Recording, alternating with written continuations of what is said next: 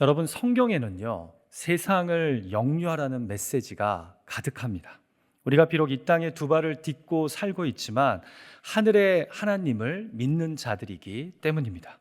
그래서 하늘의 하나님은 계속해서 자기 백성에게 하나님 나라의 가치와 방식을 알려주시며 우리의 삶을 흔듭니다. 이전과 같은 방식으로 세상을 살아갈 수 없게 우리 삶의 거룩한 흔들림을, 역류를 하나님이 일으키시는 겁니다. 어떤 시인이 흔들리지 않고 피는 꽃이 어디 있으랴 고백했듯이 그리스도인은 세상을 역류하며 빚어지고 자라며 신앙의 꽃을 피우는 겁니다. 그래서 삶 속에서 역류를 고민하지도 시도하지도 않는 그리스도인은 생화가 아닌 조화일지 모르겠습니다. 여러분, 조화가 뭡니까? 살아있는 꽃과 보기에는 똑같이 생겼는데 만져보면, 향기를 맡아보면 진짜가 아닌 가짜 아닙니까? 내가 진짜인지 아닌지는 향기가 나는지 안 나는지, 역류하고자 발버둥 치는지 안 치는지를 보면 알 수 있는 겁니다. 저는 역류하는 삶의 중요성을 알려주는 대표적인 말씀 중에 하나가 바로 로마서 12장 1절과 2절의 말씀이라고 생각합니다.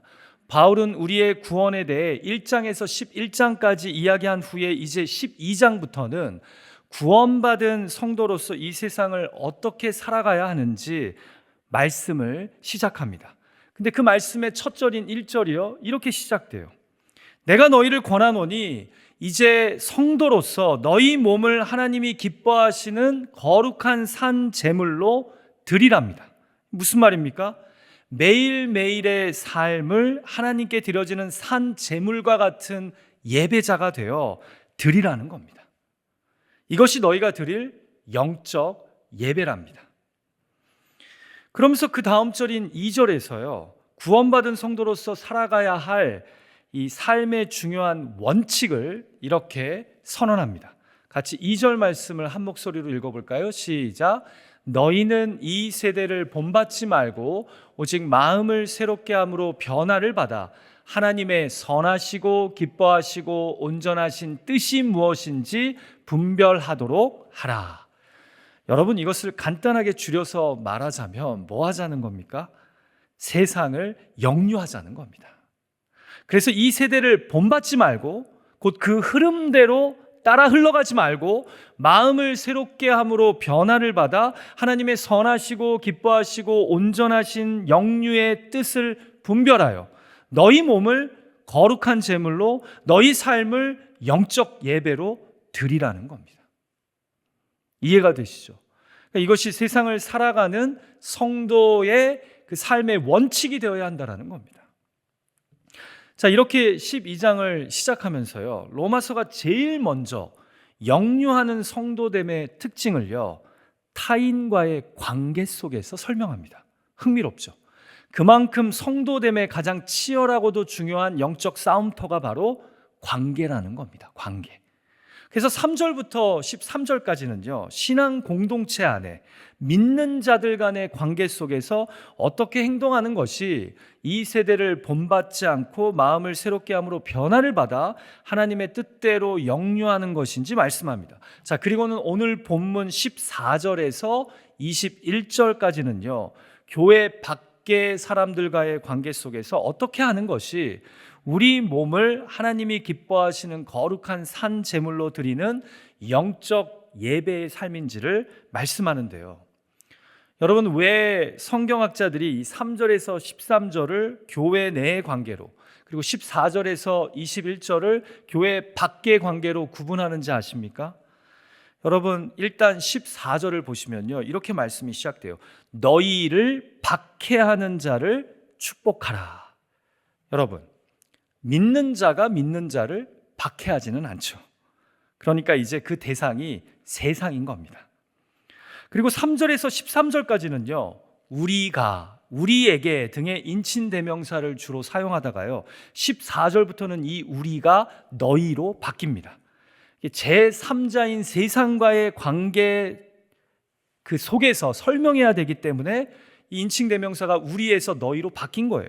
그래서 14절이 너희를 박해하는 자를 축복하라라고 이야기하면서 시작된다는 거죠.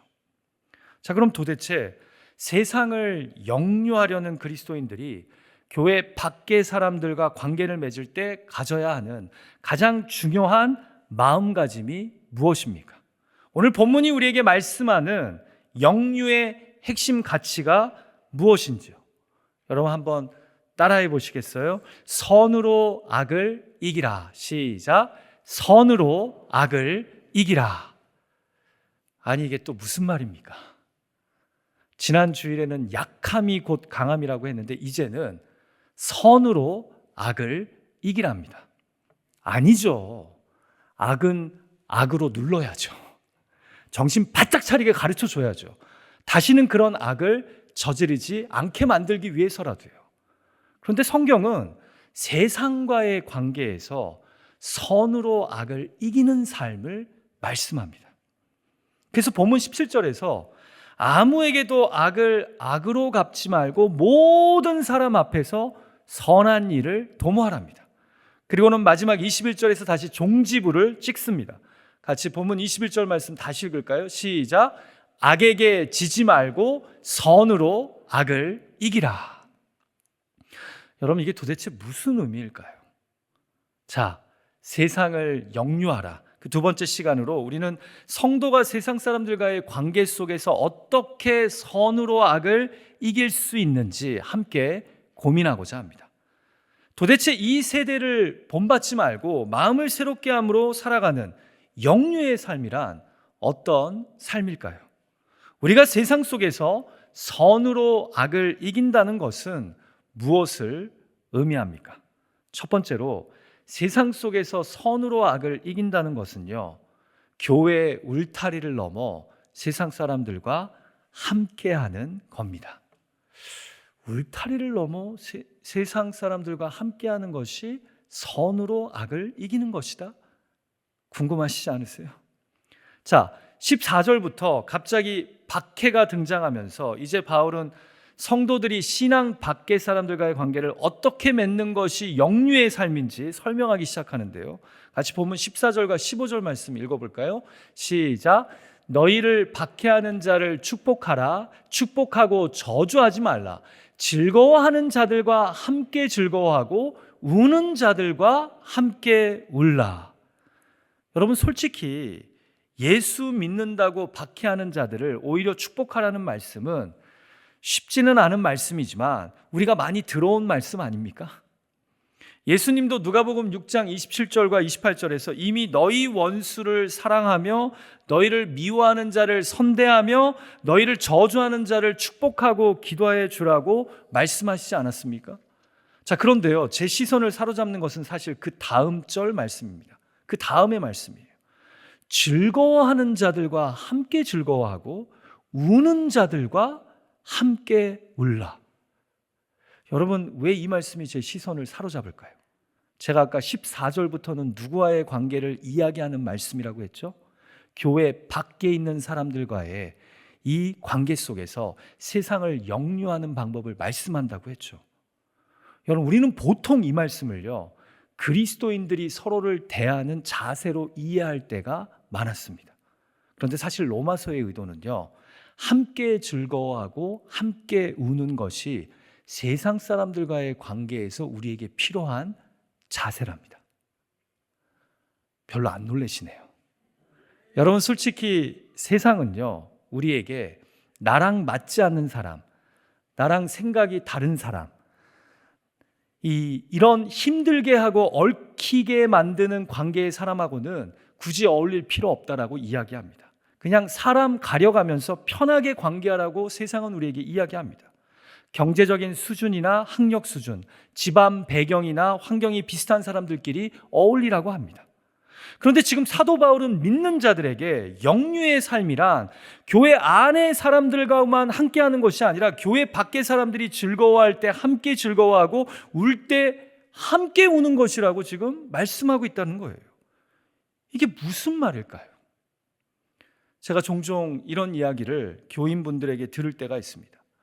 목사님, 예수 믿은 지 좀 되니까 이제는 믿지 않는 친구들 만나면 힘들어요. 너무 세상적인 이야기만 하고 오히려 믿는 사람들하고 교제하는 게 더 편하고 즐겁습니다라고 말이에요. 여러분, 제가 이 말이 무슨 의미인지 알아요. 그리고 저도 그래요. 저도 그래요. 자, 그런데요, 사도 바울 당시에 그리스도인이 된다는 것은요, 핍박을 보장받는 길이었습니다. 무슨 말이냐면 당시에는 믿지 않는 사람들이 믿는 사람들과 어울리는 것을 매우 불쾌하게 여겼어요. 오히려 박해했단 말이죠. 이게 악이에요. 악. 그런데 마음을 새롭게 함으로 변화를 받아 하나님의 선하시고 기뻐하시고 온전하신 뜻이 무엇인지 분별하는 성도들은요, 오히려 자신을 박해하는 자들의 삶 속에 함께하며 그들이 즐거울 때 즐거워하고 그들이 울 때 함께 울어주는 자라는 겁니다. 이게 뭐예요? 선이죠, 선. 그래서 뭐라고 얘기하는 거예요? 선으로 악을 이기라는 겁니다. 충격적이죠. 우리가 이렇게 자기들만의 세상에 갇혀 믿는 자들만의 공간에 갇혀서 세상과 단절되어서는 안 되고 너희를 세상이 박해하더라도 그들에게 다가가 함께하는 것이 믿는 자들의 영유하는 삶이라는 겁니다. 자, 또 제가 이렇게 말했다고 그럼 이제 오늘부터 믿지 않는 자들하고 어울려서 진창 술 마시고 신나게 노는 것이 하나님의 뜻이구나라고 생각하는 분은 또 없으시겠죠? 왜냐하면 거룩을 지키면서 그들과 어울려야죠. 오히려 세상이 믿는 너희를 비난하고 조롱할수록 그들에게 다가가 함께 웃고 함께 울어주는 것이 이 세대를 본받지 않는 하나님의 선하시고 기뻐하시고 온전하신 뜻이라는 겁니다. 자, 그래서 다음 절인 16절에서 이렇게 권면하는 겁니다. 같이 읽을까요? 시작.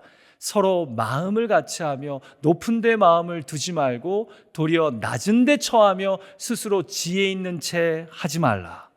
여러분, 믿는 자들이 믿지 않는 자들과 어울리려면 서로 마음을 같이하려고 해야 합니다. 나를 핍박하고 조롱하던 자들이기에 자신의 마음을 겸손히 낮춰야 합니다. 내 수준에서 그들을 바라보면 아까 말씀드린 대로 어울리기 불편하죠. 내가 술 안 마신다고 술 마시는 자리를 피하면 술 좋아하는 사람은 누가 전도합니까? 내 귀 더럽히지 않겠다고 아무도 그들을 상대하며 대화해 주지 않으면 누가 그들을 예수 그리스도에게로 인도하겠습니까? 함께 웃고 함께 울어주지는 않으면서 무조건 예수 믿으라고 교회 나가라고 하면 누가 마음의 문을 열겠습니까? 그래서 바울은 교회 울타리를 넘어 세상 사람들과 함께하는 것이 역설적이지만 선으로 악을 이기는 것이라고 말씀하는 거예요. 그리고 우리의 구주 예수 그리스도께서 먼저 본을 보여주시지 않았어요? 하늘의 울타리를 넘어 죄악된 인생들이 많은 이 땅에 오셔서 그들을 구원하시지 않았습니까? 그들과 함께 어울리심으로 말미암아 말입니다. 여러분, 그래서 아까 읽었던 16절에 서로 마음을 같이하며를 영어 NIV 성경은 이렇게 번역합니다. Live in harmony with one another. 참 멋진 말이죠. 믿지 않는 교회 밖의 사람들에게 선으로 대해서 그들과 하모니를 이루랍니다. 이 하모니는 궁극적으로 그 영혼들을 전도하기 위한 좋은 출발이 되겠죠. 그들의 웃음과 눈물에 함께해 주므로 오히려 그들을 예수님의 사랑으로 안아주고 복음으로 이끌라는 겁니다. 더불어서요, 낮은 데 처하며 스스로 지혜 있는 채 하지 말라를 잘 의역된 메시지 성경은 이렇게 문맥의 의미를 살려서 번역합니다. Make friends with nobodies. Don't be the great somebody. 이게 영유하는 삶이래요. 별 볼 일 없는 아무것도 아닌 사람들의 친구가 되어주고 자신이 대단한 사람인 양 굴지 않는 것, 엄청 거룩한 사람인 양 폼잡지 않는 것이 세상을 영유하는 그리스도인의 모습이랍니다. 제가 이번 설교를 준비하면서요, 정채봉 시인의 만남이라는 제목의 시를 읽게 되었는데요, 시가 참 좋더라고요. 우리 그리스도인이 교회 울타리를 넘어 만나는 사람들에게 어떤 존재가 되어야 할지에 대해 깊은 울림을 주는 시인 것 같아서 제가 읽어드립니다. 한번 들어보세요. 가장 잘못된 만남은 생선과 같은 만남이다. 만날수록 비린내가 묻어오니까. 가장 조심해야 할 만남은 꽃송이 같은 만남이다. 피어 있을 때는 환호하다가 시들면 버리니까. 가장 비천한 만남은 건전지와 같은 만남이다. 힘이 있을 때는 간수하고 힘이 닳아 없어질 때는 던져 버리니까. 가장 시간이 아까운 만남은 지우개와 같은 만남이다. 금방의 만남이 순식간에 지워져 버리니까.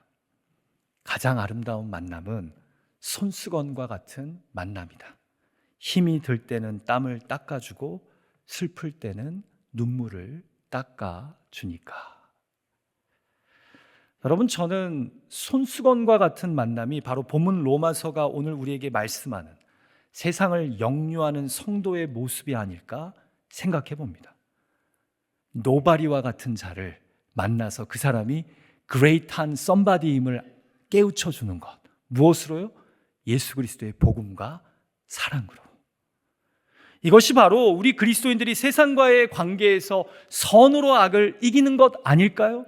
전 여러분들에게 솔직하게 여쭤보고 싶어요. 예수 믿고 나서 교회에 출석하면서 신앙생활하면서 여러분들 주변에 믿지 않는 친구들이 얼마나 많이 사라지셨습니까?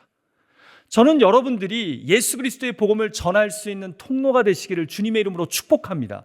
그러려면 교회의 울타리를 벗어나 주님 모르는 영혼들에게 다가가 그들의 눈물을 닦아주고 그들이 웃을 때 함께 웃어줄 때 우리가 선으로 악을 이기며 세상을 그리스도에게로 이끌 수 있는 줄 믿습니다.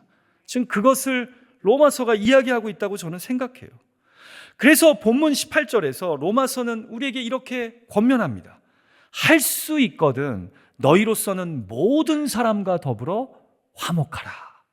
이것이 바로 우리가 드릴 영적 예배라는 겁니다. 부디 이번 한 주간만이라도 주변에 주님 모르는 사람들에게 내가 신앙이 없다고 생각하며 멀리했던 자들에게 다가가 그들에게 손수건이 되어줄 수 있는 저와 여러분이 되기를, 그런 복음의 자녀들이 되기를 주님의 이름으로 축복합니다. 이게 전 오늘날의 성도들에게 필히 회복돼야 될 모습이라고 믿습니다. 자, 두 번째로 선으로 악을 이긴다는 것은 무엇을 의미합니까? 보복하는 길보다 승리하는 길을 선택하는 겁니다. 자, 여러분, 우리가 본문을 읽으면서 다시 기억해야 할 것은요, 사도 바울 당시 로마 교회와 오늘날의 시대가 많이 다르다는 겁니다. 무슨 말이냐면 당시 사람들은 예수를 믿는다고 하면, 그리스도인이라고 자신을 소개하면 이들을 조롱하고 박해했습니다.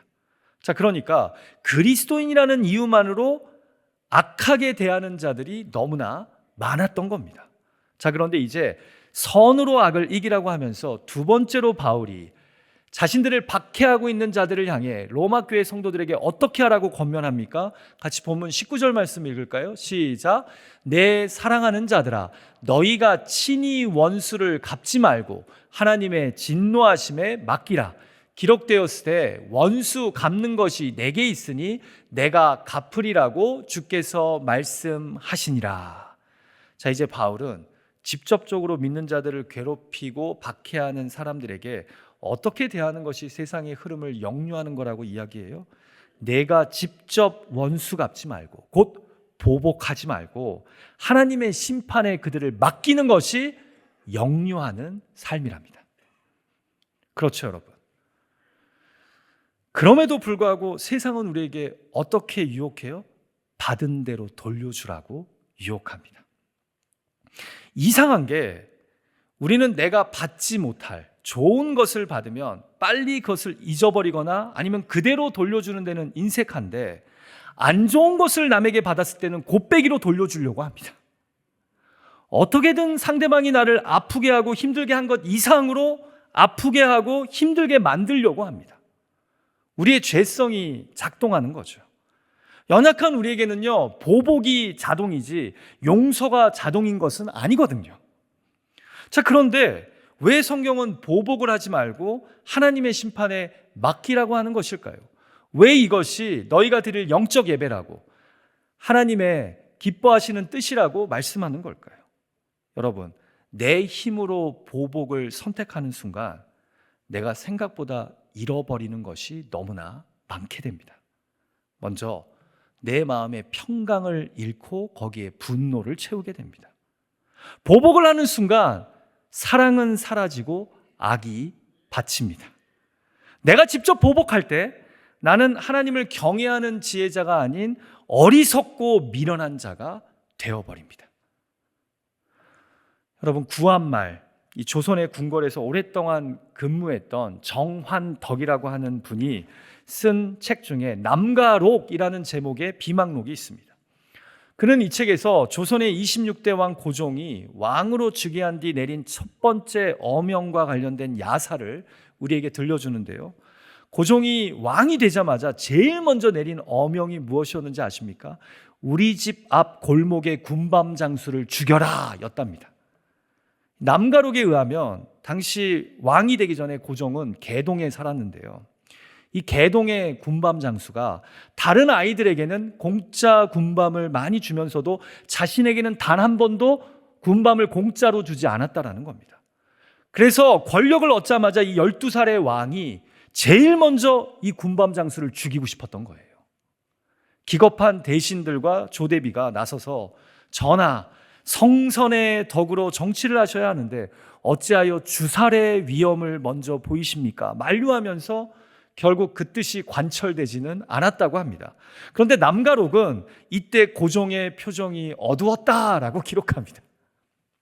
여러분, 12살 소년이 하루아침에 절대 권력자가 되면서 발생한 이 황당한 일화는요, 인간의 원초적인 이기심, 자존감, 분노, 원한, 폭력성, 그리고 복수심 등을 우리에게 보여줍니다.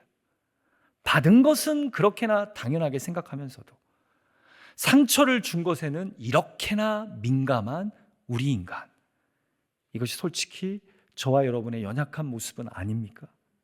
그러나 보복으로 얻는 기쁨은 잠깐일지는 몰라요. 그러나 그래서 삶이 의미 있어지지는 않습니다.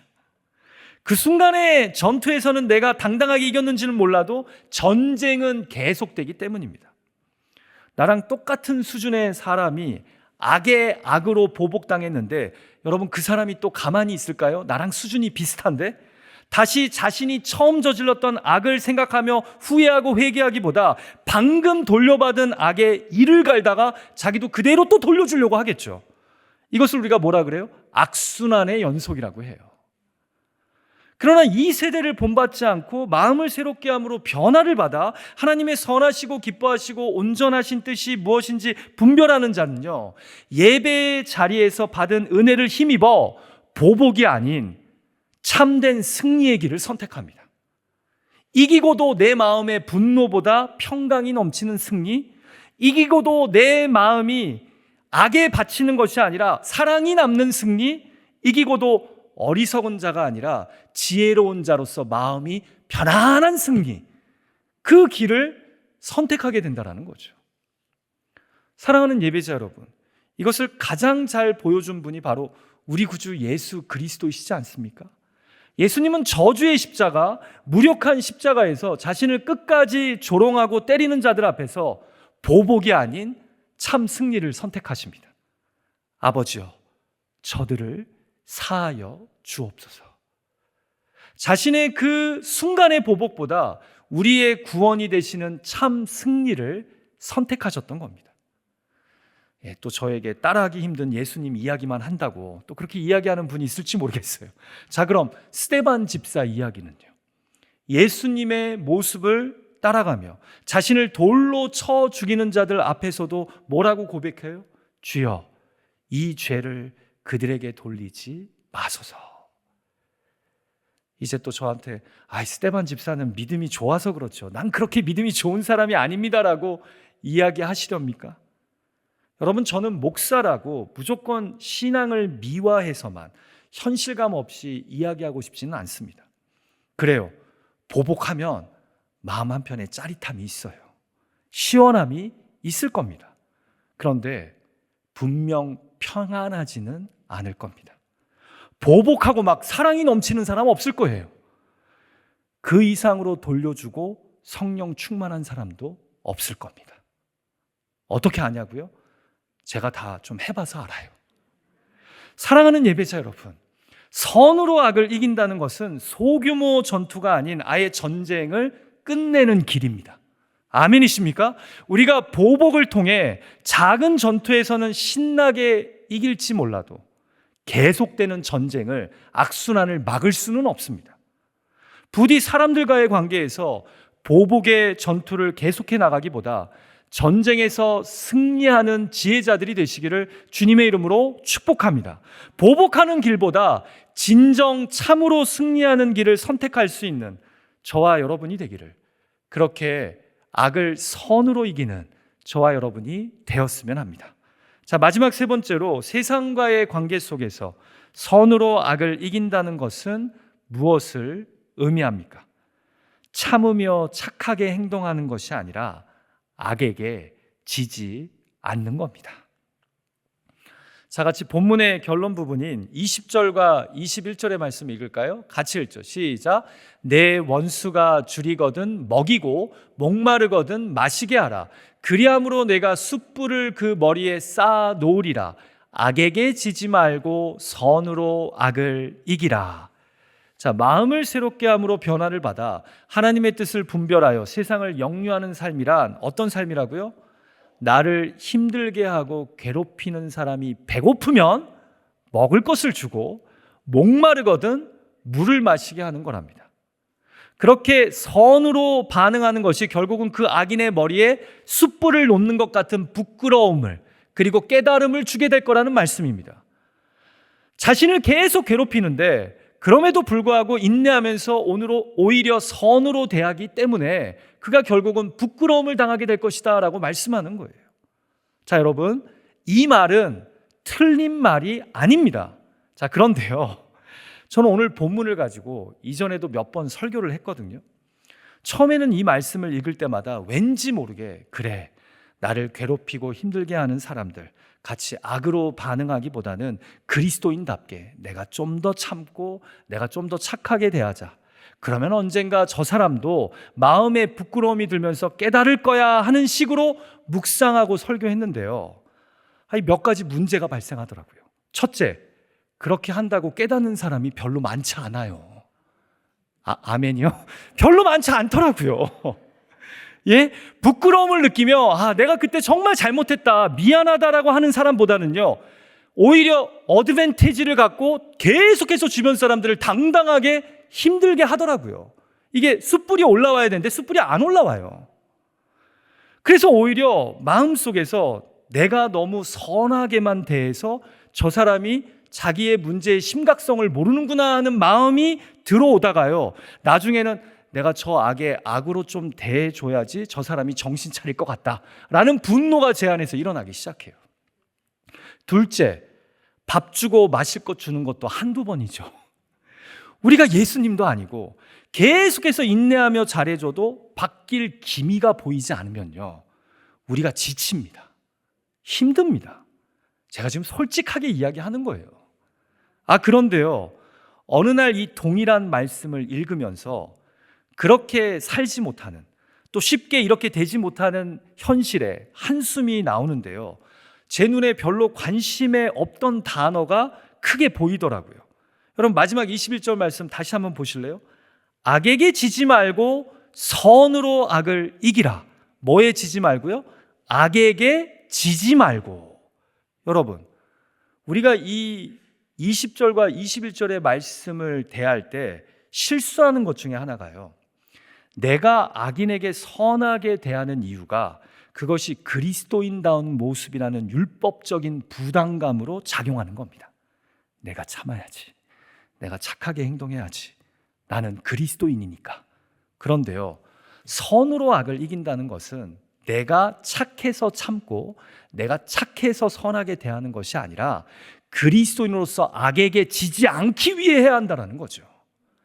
내가 착하냐 안 착하냐의 문제가 아니라는 거예요. 왜냐하면 어차피 나는 연약한 죄인이어서 예수님의 십자가 대속의 은혜를 믿음으로만 구원받을 수 있는 존재이기 때문에 오히려 악이 나를 삼키지 않게 하기 위해, 악에게 내가 굴복하지 않기 위해 선으로 악을 이기는 것이라는 겁니다. 그러니까 선으로 악을 이기자는 말은요, 결코 악을 가볍게 여기자거나 그냥 못 본 척 넘어가 주자는 말이 아니에요. 악에게 지지 않기 위해 선으로 악을 이기라는 말입니다. 이해가 되세요? 사고의 전환이 필요하다는 거예요. 제가 이렇게 전환을 하고 나니까 이 말씀 앞에서 제가 자유해지기 시작하더라고요. 그래, 그리스도로서 내가 악에게 질 수 없어.